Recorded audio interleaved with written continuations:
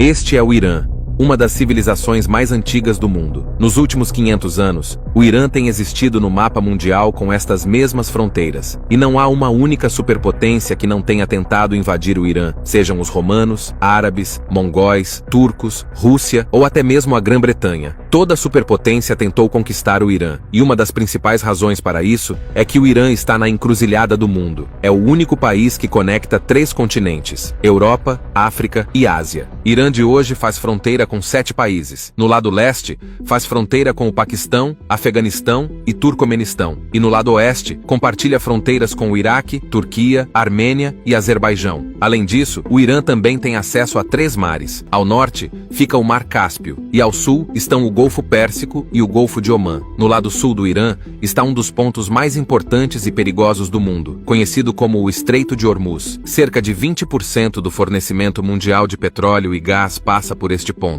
Essas 7 ilhas perto do Estreito de Hormuz estão sob o controle do Irã desde 1970, embora anteriormente fossem controladas pelos Emirados Árabes Unidos. Da mesma forma, no Mar Cáspio, esta ilha de Ashuradé também está sob o controle do Irã. Nos últimos 40 anos, o Irã tem sido um grande problema para o mundo ocidental. Mas qual é a razão para que, apesar de ter exércitos e economias tão poderosos, nenhum país ocidental tenha conseguido atacar e conquistar o Irã? Isso acontece porque todos os países sabem que atacar o Irã diretamente poderia ter consequências gravíssimas. Uma das principais razões que tornaram o Irã inconquistável é sua geografia. No vídeo de hoje, vamos explorar como a história, a geografia e as guerras por procuração do Irã o tornaram tão poderoso e quase impossível de conquistar.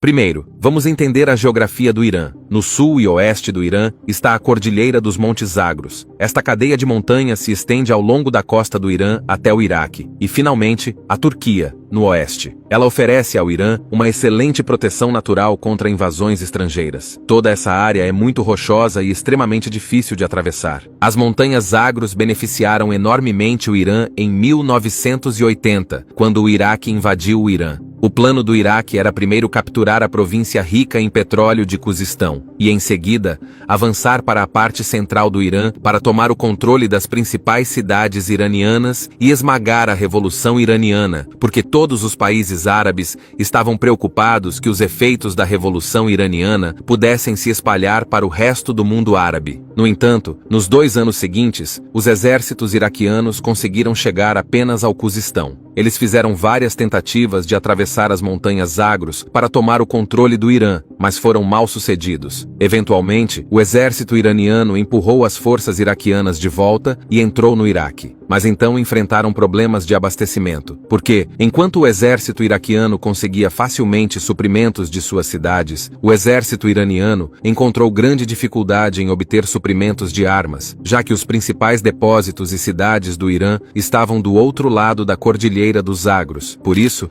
após 8 anos, a guerra terminou sem nenhum resultado e não houve mudança nas fronteiras de nenhum dos 2 países. Da mesma forma, no lado norte do Irã, ao longo do Mar Cáspio, está a Cordilheira de Alborz, que protege o Irã do norte. Essas montanhas não apenas oferecem proteção natural, mas também são extremamente ricas em recursos naturais. Essas cadeias de montanhas são uma fonte rica de urânio, prata, ouro e zinco. O Irã também possui as maiores reservas de zinco do mundo. Essa geografia tornou-se ainda mais valiosa no início do século XX, quando enormes reservas de petróleo e gás foram descobertas perto do Golfo Pérsico. Hoje, o Irã detém 10% do petróleo mundial e 15% das reservas totais de gás natural do mundo. Outra característica geográfica que oferece proteção ao Irã é sua costa de 2.500 quilômetros de extensão, tocando 2 mares. Bandar Abbas, o maior porto do Irã, está a apenas 70 quilômetros de um dos pontos de estrangulamento mais importantes do mundo, o Estreito de Hormuz. Este ponto de estrangulamento é também a maior vantagem geopolítica do Irã atualmente. Se o Irã bloqueasse este ponto usando sua marinha, a economia global entraria em colapso, pois 15% do fornecimento de energia do mundo passa por aqui para alcançar a Ásia e a Europa. Agora, mesmo que alguém consiga atravessar essa costa e as 2 cadeias de montanhas montanhas e entrar no Irã, enfrentará a segunda maior barreira, os desertos de Lut e Kavir. O deserto de Lut é conhecido como o lugar mais quente da Terra, porque em 2005 foi registrada aqui uma temperatura de 70 graus Celsius. Devido a essa geografia difícil e incomum, conquistar o Irã sempre foi quase impossível. Mas no mundo de hoje, outro fator que torna o Irã tão poderoso é sua estratégia geopolítica. Primeiro,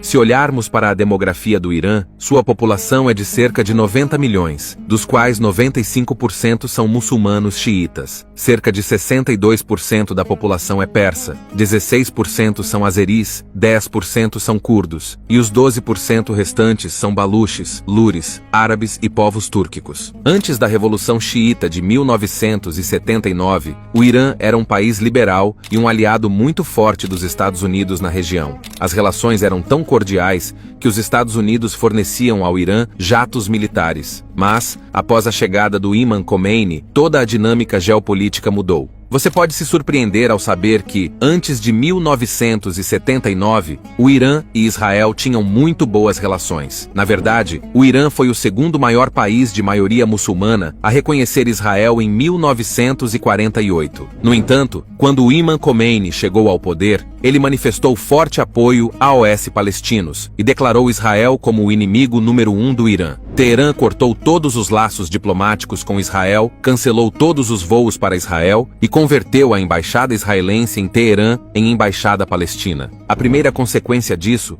foi que as relações do Irã com Israel e com os Estados Unidos começaram a se deteriorar. Mas essa deterioração não se limitou apenas a Israel e aos EUA. Todos os estados árabes ao redor do Irã ficaram em alerta após a Revolução Xiita. Eles temiam que a ideologia do Irã pudesse se espalhar para os estados árabes e prejudicar suas monarquias, já que a maioria desses estados árabes eram monarquias. Essa foi a razão pela qual todos esses estados árabes apoiaram coletivamente Saddam Hussein em 1980 para atacar o Irã. Agora, o Irã também começou a perceber que, se quisesse sobreviver, precisaria propagar sua ideologia para outros países. Como havia vários países árabes entre o Irã e seu maior inimigo, Israel, e esses estados árabes eram fortemente contra o Irã, ele precisava encontrar uma maneira de ameaçar Israel, apesar da distância. Isso levou o Irã a começar a apoiar grupos que eram anti-Israel ou anti-sionistas, como o Hamas na Palestina, o Hezbollah no Líbano, a Brigada Fatemiyun na Síria, o Al-Badr no Iraque e os Houthis no Iêmen. Toda essa rede é chamada de Eixo da Resistência, e por meio dessa rede, o Irã exerce pressão não apenas sobre Israel, mas também sobre os países árabes, forçando-os a pensar 1000 vezes antes de tomar qualquer medida contra o Irã. Um exemplo recente disso é que,